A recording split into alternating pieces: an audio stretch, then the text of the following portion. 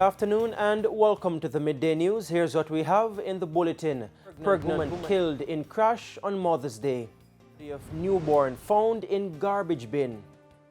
In sports, West Indies squad for upcoming one-day international revealed. I'm Giovanni Dennis and here are the details. Up first, a pregnant woman is dead following a motor vehicle crash on the Winston Jones Highway in Manchester on Sunday night. O'Shane Masters has the tragic tale.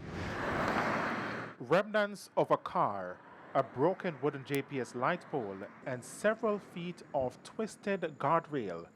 Just part of the story which led to the death of a woman who was 7 months pregnant.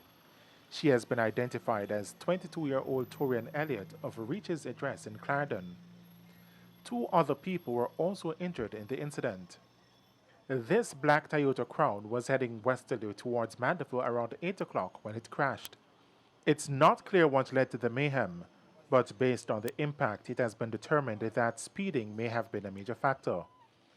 It's understood that the pregnant woman was assisted into a car by firefighters who arrived early on the scene and took her to the Mandeville Regional Hospital where she was pronounced dead.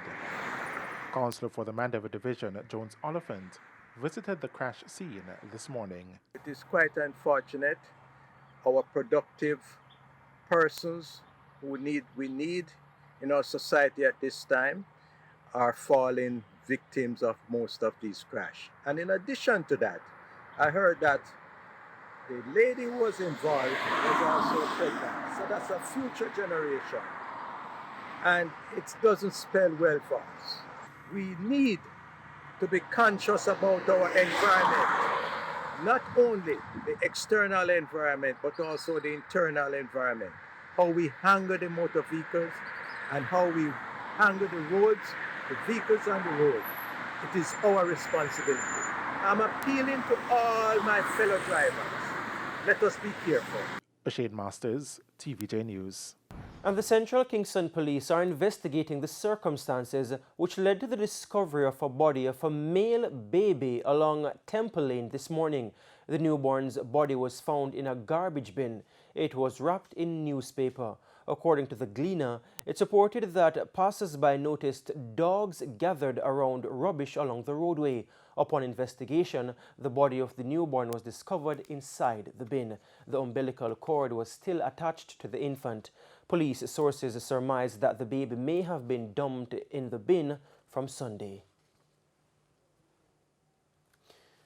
Officials at the Linstead Hospital in St. Catherine continue to call for an upgrade in the services being offered at the Type C facility. Speaking during a tour of the hospital recently, Deputy Chair for the Redevelopment Committee, Noel Han, says the hospital needs an operating theatre as well as an ultrasound machine to begin with at least 5 communities surrounding the hospital, as well as the newly built highway. Persons who need critical care would have to travel to the Spanish Town Hospital for care. Mr. Han says over the years, the hospital would have gotten some of the items through donations, but COVID-19 has been a setback. Well, what has happened over time is that the Linstead Hospital has been supportive of the True Juice walk, and proceeds from that event, we have used it in the past to purchase equipment, well-needed equipment. Certainly the last 2 years, without an event, then other things that would need to purchase would not have been purchased because the funds are not available. So we do look forward to probably next year for that event and the contribution to the hospital, because we have needs for a lot of equipment. Meanwhile, Acting Chief Executive Officer at the hospital, Dr. Christopher Monroe, says despite those challenges, the hospital has been able to cope, especially where medical supplies are concerned. Significant problems where medical supplies are concerned. We're a small institution, but we keep our records are intact, and we make sure that we order on a timely manner. So as presently as we speak right now, we are, I should say, and the last report that I got, we are fully stocked for any eventuality that comes our way. State Minister in the Ministry of Health, Juliet Cuthbert Flynn, who was also present during the tour, promised that she would have dialogue with the health team in the ministry to see how best some services like maternal health can be improved at the hospital.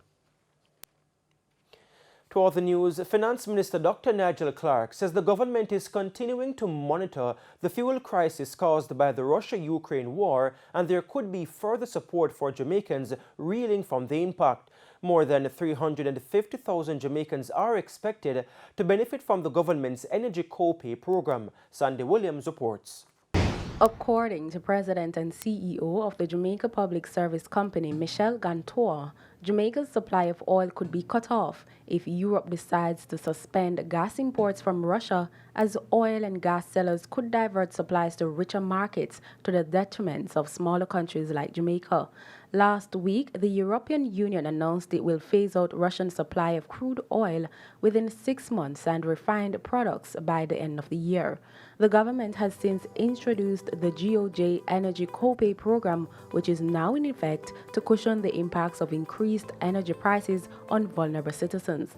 For JPS postpaid customers who consumed 200 kilowatt hours of electricity or less in April 2022, your bill for May 2022 will reflect a contribution of 20% of the April 2022 expenditure.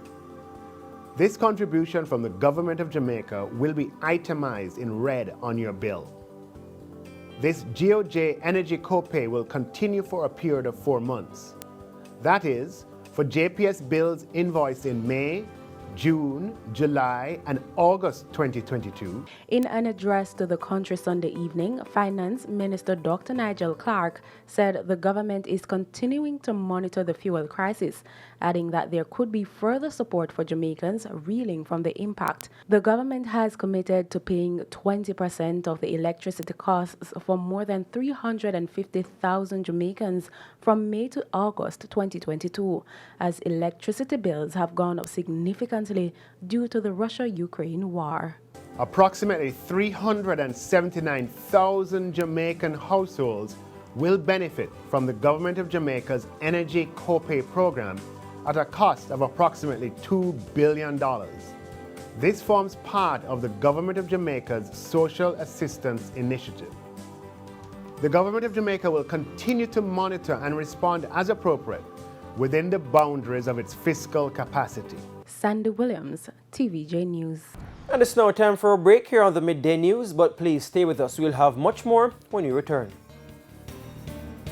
Welcome back. We're continuing the news. A fire destroyed the Clifford's guest house in Titchfield, Portland last night.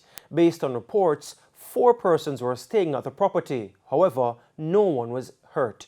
But one resident believes that if the Jamaica Fire Brigade had responded quicker, at least one of the buildings could have been saved, as the fire started at the back of the building. George Brown is the caretaker of the 17-room guest house. My friend, I went on. So that's what me and the girl say. I call me and I run out some text that somebody want to rape him or rap on the veranda in there. Same thing happen. So when I fly the door now, she say, fire, fire.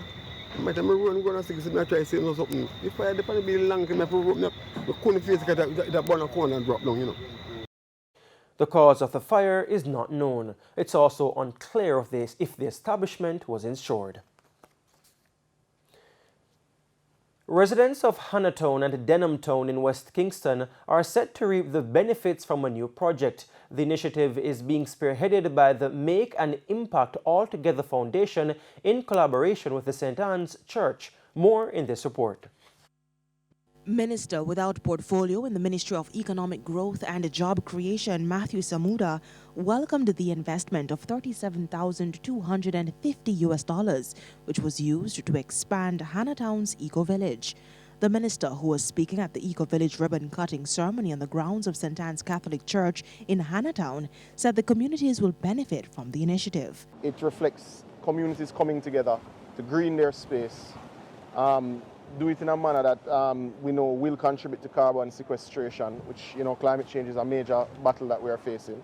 And they do it in a way that, with crops and plants that indeed generate food production. So it eases some of the burden in communities, especially the ones that have particular economic challenges. There's also another eco garden at $24,250 in the Golden Heights community of Denham Town, which was established last year, September. The next step and next phase for us is to now efficiently and proficiently train these community members. So they now get a hands-on training in their own garden and in and around agriculture in a whole, while we also extend the training into entrepreneurship, startup, because whatever they plant here ought to be sold not to the markets, but to the surrounding schools. Now some 15 residents will be trained and mentored by the foundation in maintaining the eco garden and turning the initiative into a viable business opportunity.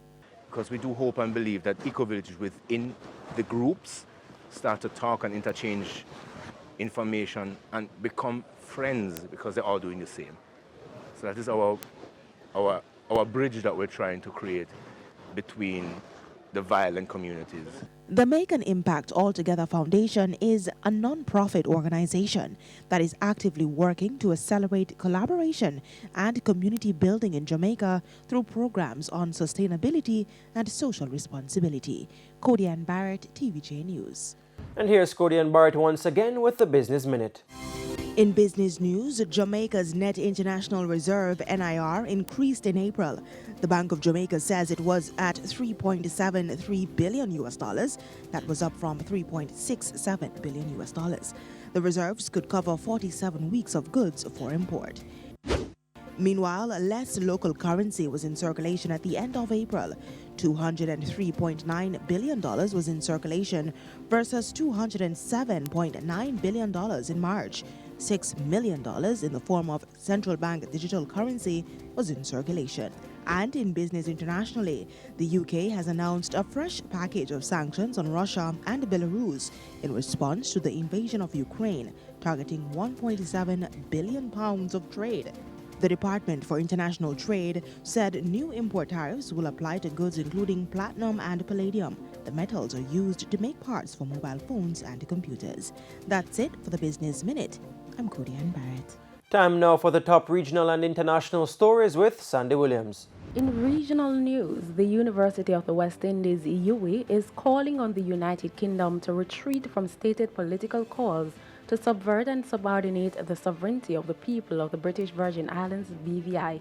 In a statement, UWI Vice-Chancellor Professor Sir Hilary Beckles said that UWI is committed to the decolonization of the Caribbean and deplore the persistence of colonial rule of the people in the region. The noted Caribbean economic historian said that the regional UWI insists, therefore, that its member community, the Virgin Islands, be given the full opportunity and autonomy to resolve its immediate domestic challenges. On the international scene, Sri Lanka's Prime Minister Mahinda Rajapaksa has resigned amid mass protests at the government's handling of the economic crisis. The move came as the island was placed under curfew after violent clashes between Rajapaksa supporters and anti-government protesters in Colombo. At least 78 people have been injured in the violence in the capital, a local hospital says. There have been protests over soaring prices and power cuts since last month. The island nation is facing its worst economic crisis since gaining independence from Britain in 1948. The government has requested emergency financial help. And those were the top regional and international stories. I'm Sandy Williams. And we now head to a quick break. When we come back, it will be time for your midday sports. Welcome back. It's now time for Midday Sports. I'm Simon Preston.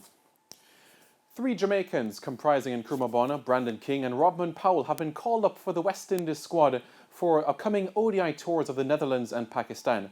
Both tours will count as points towards the ICC Cricket Super League, leading towards qualification to the 2023 World Cup. The Caribbean side will face the Netherlands in Amstelveen on May 31, June 2 and June 4, followed by 3 more ODIs against Pakistan in Pakistan on June 8, 10 and 12. Jaden Seals, Casey Carty and Sherman Lewis are the newcomers to the squad. The rest of the squad reads Captain Nicholas Furan, Vice-Captain Shea Hope, Shamar Brooks, Akil Hussain, Alzari Joseph, Kyle Mears, Anderson Phillip, Romario Shepard and Hayden Walsh Jr. Cricket West Indies have announced that Jason Holder is being rested to manage his workload, while Shimron Hetmaya is unavailable for selection to be home for the birth of his first child. Evan Lewis was not considered for selection after failing to meet CWI's fitness criteria. To football we go now, as Reggae Boys forward Junior Flemings and his side Toulouse are the champions of Ligue 2 in France. Toulouse, who secured promotion to the top flight of French football a few weeks ago, secured the title after defeating Nimes 2-1 over the weekend. The 26-year-old came on as a substitute in the 89th minute. Despite only featuring in 2 games this season, Flemings received a medal for being part of the championship team. Flemings joined Toulouse in January on a 2.5-year deal. Flemings and Toulouse will now be competing against the likes of PSG, Marseille and Lyon next season. Back locally now, as United Learning Centre defended their title in the St. Anne Fay Under-12 Prep School football competition after defeating a newcomers Liberty Prep 2-1 at the Dancehall Sports Complex over the weekend. This was the second time that United Learning Centre were winning the title in the tournament's 5th staging. Their coach, Dwayne Hardware, reflected on the victory. It feels great. I feel elated now. The boys feel elated. It's really a great feeling. Well, we had a game plan to come out there, settle from early, and move the ball around so we can get some goals. St. John's Prep finished third after defeating Margin Prep 1-0 in the 3rd and 4th place playoff. President of the St. Anne Football Association, Danny Beckford, was in attendance at the biannual competition and was impressed by the talent on display. Bright future, and it is continuing now. Right, and I'm going to tell you something. Most of the things going into football right now, out of centre, 2 years ago. And there are some earth-shattering revelations coming on soon for the next couple of months. But out of centre, and I should say, with what I have done, blowing me trumpet, what I have done, plus the other people who have seen it and come on board. The next edition of the competition is slated for September at the same venue. Waterhouse will be looking to move to the top of the Jamaica Premier League as they face Humble Lion at the Stadium East Field this evening. Waterhouse are second on 36 points, while Humble Lion are 8th on 17 points. Kickoff is at 7:30. In the curtain raise at 5 o'clock, Malines United will battle Mount Pleasant Academy at the same venue. And that is it for your Midday Sports Report. I'm Simon Preston. Giovanni, it's over to you. Arsenal top 4. Well, yes, that's great news, firstly. But aside from Arsenal, though, Jamaican Junior Fleming seems to be turning around his career after that recent controversy there. Good news for him? Absolutely great news. He needed to be in another environment, and to go across the Atlantic into Europe was a fresh start that he desperately needed. And to be promoted to Liga and now be rubbing shoulders with the likes of Messi, Di Maria, it certainly bodes well for him, for sure. Whatever bodes well for Jamaicans bodes well for all of us here in the country. Well, that's it for the Midday News. I'm Giovanni Dennis. Join us at 7 for Primetime News. On behalf of the news, sports and production teams, have a good afternoon.